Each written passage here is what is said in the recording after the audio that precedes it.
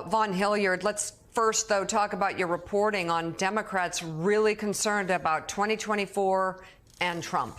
This reporting stemmed from a lot of private conversations of Democrats who are concerned heading into November of 2024, not with necessarily their side of the ticket, to be clear, but also an understanding of what Donald Trump and what I'm kind of referring to as the potent minority brings here. And that is where this new NBC polling makes it very clear just what that support for Donald Trump could look like in a general election. I had conversations with Mandela Barnes, who narrowly lost his Wisconsin Senate race last year to Ron Johnson, a close ally of Donald Trump. I talked to Tim Ryan, who lost by a decent margin in Ohio Senate race to Trump ally J.D. Vance. There are realities in these battleground states that in 2020, Donald Trump turned out a record number of votes on behalf of a Republican nominee in each of the battleground states, more than any Republican nominee ever. And that is where these conversations are heading. If you look at some of these new numbers from NBC polling, this is where kind of that begins to open up that conversation. Yeah, let's get to those numbers right now. And despite facing federal charges, that new polling shows that Donald Trump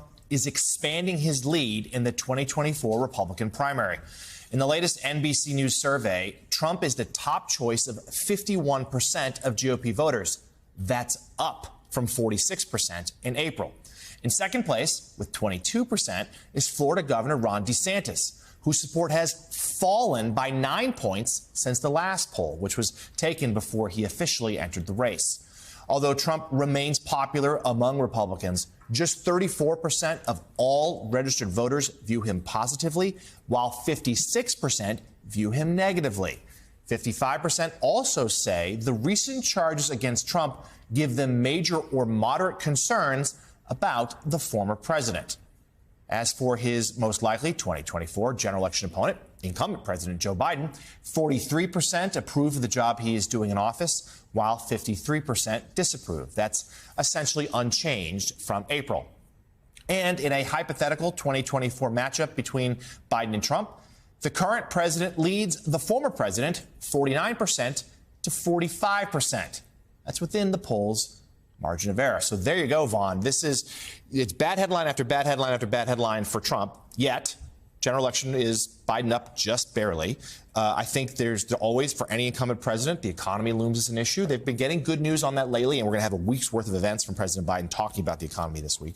But those polls really crystallize this dynamic, right? That Trump is only increasing his grip on the Republican Party, but for them, a lot of warning signs for next year. Exactly. And that is where that number, 49% for Joe Biden, 45% for Donald Trump. This is a national poll. You know what the NBC News poll the final week before the 2020 election was? Joe Biden over Donald Trump by 10 percentage points. Yeah. This is plurality voting. And if we have potentially third-party candidates from Cornel West to no labels, you don't know where the economy is heading. And that is where in some of those numbers, yes, when you're looking at the approval ratings for Donald Trump, they're not great. But when you have only 45% of the country saying that the classified documents indictment is either of minor concern or of no concern at all, that is a glimpse into what Donald Trump has to work off of here. You're talking about a guy that in which a country in which 35% of the country has a negative feeling towards the FBI here. For Donald Trump here, this is an opportunity to essentially make the case to allies, other Republican elected officials, that, look, Americans, at least the Republican Party, are not turning against me despite all of this here, and at least they have a foundation to work off. Because if you get 43, 44% in a November election, that could be enough next November to win it. I want to go to my friend Michael Steele now, the former RNC chair who knows Republican politics backwards and forwards. So in 2016, there was still a little bit of delusional thinking that at some point, Donald Trump was going to go away. I think that now by this stage in the game, people aren't as delusional, but I'm surprised that people were surprised that Donald Trump had such strength in this NBC poll, because it's what so many people have been saying for a while now if you're really watching the Republican electorate. Mm-hmm. So what would it take, in your estimation, for Donald Trump not to be the 2024 nominee? An act of God? I don't know. Think about it. This man is, 37 indictment, 37 count indictment. and its numbers go up. So yeah, this is baking itself in a way that I just don't see any of these candidates that are running against him in this primary, not just chipping away at least, but actually gaining enough sufficient ground to become a credible number two, to narrow the race to just two people that, you know, would excite and bring into the mix those Republican voters who are about 60% of whom do not support or do not vote in primaries, Republican primaries. That's a big number, and there are lanes there that can be created for that. But I just don't see where that comes down at this point. Donald Trump is one of these political figures, once in a lifetime. Unfortunately for us, it's our lifetime, that has this kind of hold on a political party that, by the way, he could give two rats patooties about.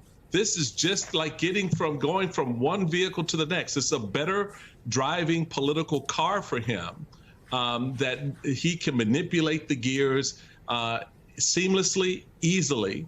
And it's exampled in the polling that Vaughn is sharing with us, that this is the kind of hold he has. So yeah, who takes him out?